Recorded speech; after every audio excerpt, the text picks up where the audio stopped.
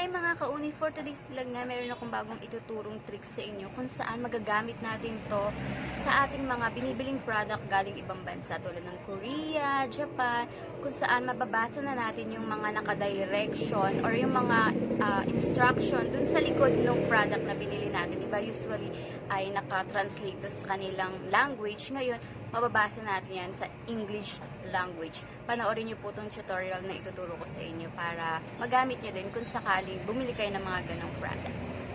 Hey mga kauni, for today's vlog nga guys, meron akong camera tricks na ituturo sa inyo kung saan magagamit nyo to kapag bumibili tayo ng mga product galing ibang bansa tulad ng Korea, Japan, at kahit saan pang lupalop ng bansa yan guys. Mababasa na natin yung mga instruction yan. So magagamit nyo to kapag sa pagbili ng mga products. So, ayan, punta muna tayo sa ating camera. Open natin yung camera natin. Tapos, kuha tayo ng sample, guys. Meron ako ditong Dysol. Ayan.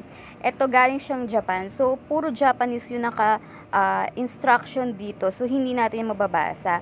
So, dito sa gilid, guys, parang may camera lens. I-click nyo lang yan, guys. At madadirect kayo sa ating Google Lens. So, make sure lang, guys, na may wifi tayo, no? Para madirect siya sa Google Lens. Ayan, makikita nyo. Tapos punta tayo dun sa translate.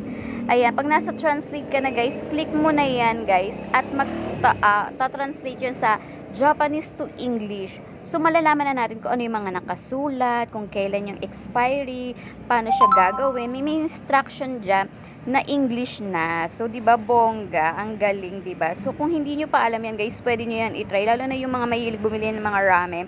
Tapos, hindi natin alam, diba, yung mga Korean translation doon. Ayan, magagamit na natin yan dito, guys. Ayan o, yun, diba? Yung nakasulat dyan na Japanese, ay nagtatranslate siya sa English. Basta itapat nyo lang yan sa Google Lens.